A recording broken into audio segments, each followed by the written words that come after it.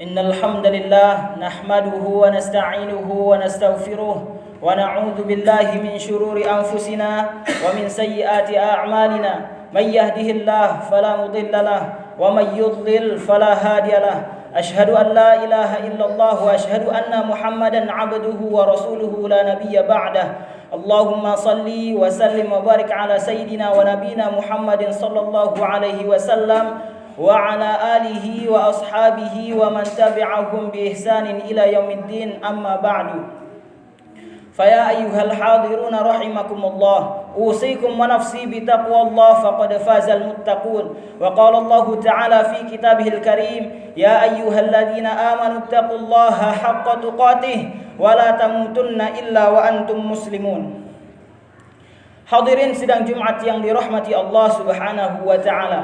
Khatib mewasiatkan kepada diri khatib pribadi dan kepada jemaah sekalian agar kita senantiasa meningkatkan takwa kita kepada Allah Subhanahu wa taala dengan sebenar-benarnya takwa. Sebagaimana firman Allah Subhanahu wa taala, "Ya ayyuhalladzina amanu", wahai orang-orang yang beriman, ittaqullah, bertakwalah kepada Allah, haqqa tuqatih, dengan sebenar-benarnya takwa, wala tamutunna, dan jangan kalian mati illa, melainkan, wa antum muslimun, kalian berada dalam keadaan sebagai seorang muslim.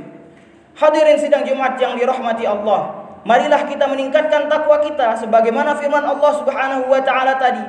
Dan salah satu cara kita meningkatkan takwa kita kepada Allah Subhanahu wa taala ialah dengan meningkatkan cinta kita kepada Rasulullah sallallahu alaihi wasallam.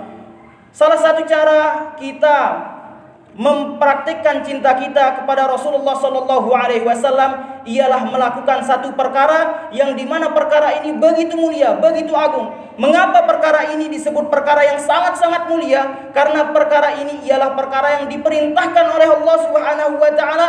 Namun sebelum Allah Subhanahu wa taala perintahkan, Allah Subhanahu wa taala lah yang memulai perkara ini. Maka dapat kita simpulkan, apabila satu perkara dimulai oleh Allah Subhanahu wa taala dan diperintahkan oleh Allah Subhanahu wa taala, maka ini adalah perkara yang sangat-sangat mulia. Apa perkara tersebut? Bersolawat kepada baginda Nabi besar Muhammad sallallahu alaihi wasallam. Firman Allah Subhanahu wa taala, "Innallaha wa malaikatahu yusholluna 'alan nabi, ya ayyuhalladzina amanu shallu 'alaihi wa sallimu taslima." Yang artinya, innallah, sesungguhnya Allah, wa malaikatahu, dan para malaikat-malaikatnya, yusholluna 'alan nabi, bersolawat kepada nabi. Kepada nabi siapa? Nabi Muhammad sallallahu alaihi wasallam. Di sini Allah Subhanahu wa taala tegaskan bahwasanya Allah Subhanahu wa taala dan para malaikatnya memulai solawat kepada baginda Nabi besar Muhammad sallallahu alaihi wasallam. Lanjutannya, ya ayyuhalladzina amanu sallu alaihi wa sallimu taslima. Di lanjutan ayat ini, Allah Subhanahu wa taala memerintahkan kita sebagai umat manusia, sebagai orang-orang beriman, untuk bersolawat kepada Nabi besar Muhammad sallallahu alaihi wasallam. Tentunya solawat memiliki banyak sekali fadilah. Salah satunya dalam hadis Nabi Muhammad sallallahu alaihi wasallam, "Man shalla alayya wahidatan sallallahu alaihi ashran." Atau dalam riwayat lain, "Man shalla alayya salatan sallallahu alaihi biha ashran." Barang siapa yang bersolawat kepadaku, kata Nabi Muhammad sallallahu alaihi wasallam, satu kali saja, maka Allah Subhanahu wa taala akan bersolawat kepadanya 10 kali. Begitu mulia perkara yang disebut dengan solawat kepada Nabi besar Muhammad sallallahu alaihi wasallam ini. Sampai-sampai siapa yang bersolawat satu kali saja kepada baginda Nabi besar Muhammad sallallahu alaihi wasallam, maka Allah Subhanahu wa taala akan berselawat kepadanya sebanyak 10 kali. Ini hal yang begitu besar, begitu agung, begitu mulia. Kemudian di dalam hadis lain juga disebutkan, Rasulullah sallallahu alaihi wasallam menegaskan, menyatakan, "Inna aulan nasibi yaumal qiyamati aktsaruhum alayya salatan." Yang artinya, sesungguhnya orang yang paling berhak berada di dekatku nanti yaumal qiyamah, di hari kiamat, ialah aktsaruhum alayya salatan, ialah orang yang paling banyak bersolawat kepadaku.